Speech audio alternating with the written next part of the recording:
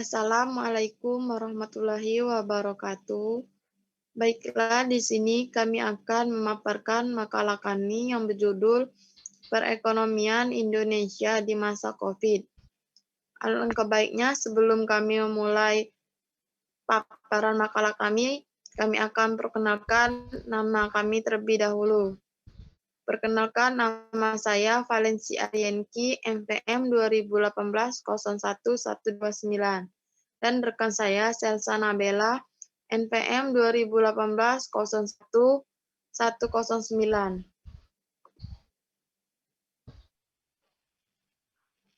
Pengaruh COVID-19 terhadap ekonomi di Indonesia.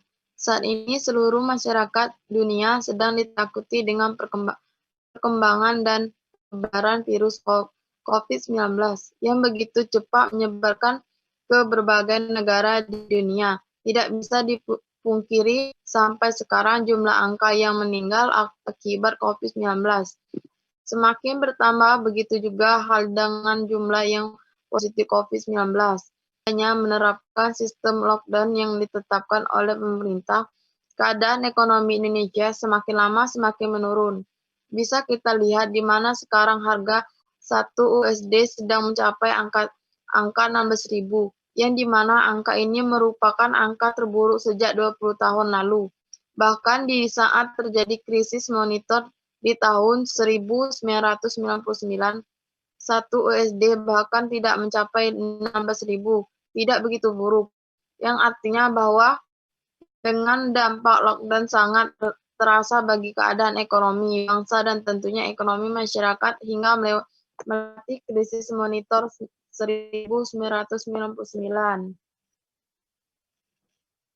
Dengan adanya lockdown dan anjuran agar tetap tinggal di rumah, masyarakat jadi tidak bisa mencari penghasilan, terlebih bagi masyarakat yang kerjanya dibayar harian. Pastinya mereka akan sangat kena dampak. Tentunya sebagai bangsa yang besar, kita tidak menginginkan hal ini terjadi. Dengan terjadinya hal buruk di bidang ekonomi ini, kita tidak semena-mena langsung menyalahkan pemerintah. Tentunya pemerintah sudah berjuang keras untuk memberikan yang terbaik bangsa dan negara. Bukan hanya Indonesia saja yang terkena dampak di bidang ekonomi, tetapi negara lain. Dampak pandemi COVID-19 terhadap perekonomian. 1. Dampak virus corona COVID-19 pada perekonomian di Indonesia terlihat pada sektor perdagangan dengan adanya virus corona COVID-19. Ekspor dan impor barang akan terganggu. Contohnya Cina merupakan dengan ekspor terbesar dunia adalah virus corona yang terjadi di Cina, menyebabkan perdagangan Cina memburuk. Hal tersebut berpengaruh pada perdagangan dunia termasuk Indonesia. 2. Di lain sisi, virus corona tidak ada berdampak negatif, namun juga dapat memberikan dampak positif bagi perekonomian pada sektor perdagangan di Indonesia. Salah satunya adalah peluang memperkuat ekonomi dalam negeri juga dapat terlaksanakan karena pemerintah akan lebih memprioritaskan dan memperkuat daya beli dalam negeri daripada menarik keuntungan dari luar negeri. Industri yang terkena dampak. 1. Pertama adalah tingkat tinggi, seperti perusahaan manufaktur otomatis di bawah tekanan besar karena tergantungan mereka pada rantai pasokan global sehingga menghambat proses produksi. Industri garment yang memberlakukan sistem pengurangan kepada karyawan dengan cara 2 pekan kerja 2 pekan libur gunakan mengurangi penyebaran virus corona. Tentu hal ini berdampak pada menurunnya produksi sehingga perusahaan bisa mengalami kerugian yang berujung PHK. Sektor pariwisata dan penerbangan yang sepi penumpang dikarenakan adanya kebijakan social distancing serta real non makanya sepi pengunjung. Yang kedua, tingkat sedang seperti industri perfilman yang mengurangi proses syuting, industri media dan press yang terlambat mencari konten dan berita. Yang ketiga, rendah seperti industri, sektor jasa, hanya sedikit hambatan yaitu orderan jasa yang menurun akan tetap masih bisa diatasi dan tidak terlalu terpengaruh. 3 dampak besar pandemi COVID-19 bagi ekonomi Republik Indonesia. Dampak pertama adalah membuat konsumsi rumah tangga atau daya beli yang merupakan penopang 60% terhadap ekonomi jatuh cukup dalam. Hal ini dibuktikan dengan data dari BPS yang mencatatkan bahwa konsumsi rumah tangga turun dari 5,2% pada kuartal 2009 ke 2,84% pada kuartal tahun ini. Kedua, yaitu pandemi menimbulkan adanya ketidakpastian yang berkepanjangan, sehingga investasi ikut melemah dan berimplikasi pada terhentinya usaha. Dan dampak yang ketiga adalah seluruh dunia mengalami pelemahan ekonomi, sehingga menyebabkan harga komoditas turun dan ekspor Indonesia ke beberapa negara juga terhenti.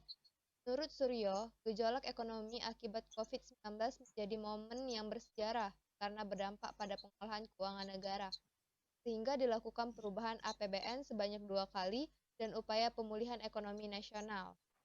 Kebijakan pemerintah atasi dampak ekonomi virus corona. Kebijakan pertama adalah mempercepat peluncuran kartu prakerja pada Maret 2020 lebih awal dari jadwalnya, yakni April 2020. Kebijakan kedua adalah pemerintah menaikkan besaran bantuan sosial non-tunai melalui kartu sembako murah menjadi 200.000 per keluarga penerima manfaat atau KPM dari 150 per KPM. Kebijakan ini berlaku selama 6 bulan, dimulai Maret 2020. Kenaikan angka bantuan sosial ini membuat pemerintah mengalokasikan anggaran sebesar 4,5 triliun. Kebijakan ketiga adalah pemerintah memberikan stimulasi di bidang pembangunan perumahan.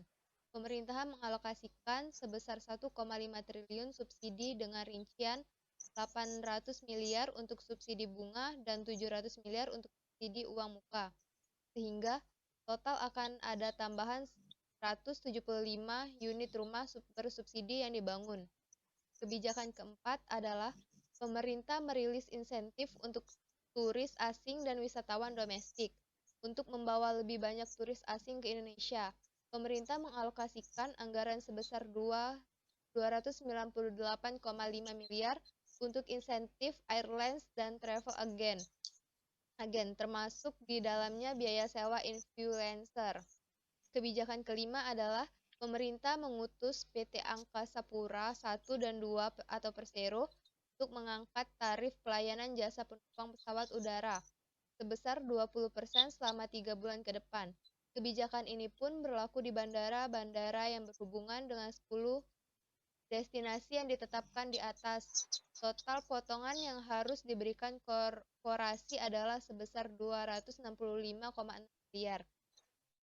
Kebijakan keenam adalah pemerintah juga meminta PT Pertamina atau Persero untuk memberikan diskon aftur di 10 destinasi wisata yang ditetapkan pemerintah.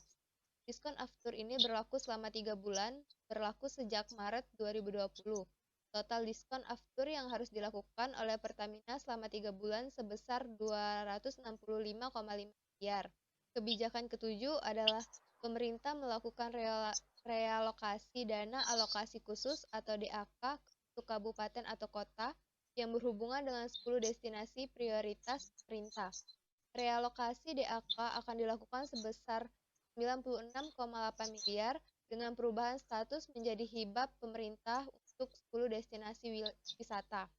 Dan kebijakan ke-8 adalah pemerintah mendorong adanya insentif sesuai dengan usulan asosiasi bahwa untuk pajak hotel dan restoran di 10 destinasi wisata tarifnya dinolkan, ujar Airlangga. Baiklah, mungkin itu saja yang dapat kelompok kami sampaikan tentang perekonomian Indonesia pada masa COVID-19. Apabila ada salah kata, kami mohon maaf kepada Allah kami mohon. Dan kami akhiri wabillahi taufiq wal hidayah. Wassalamualaikum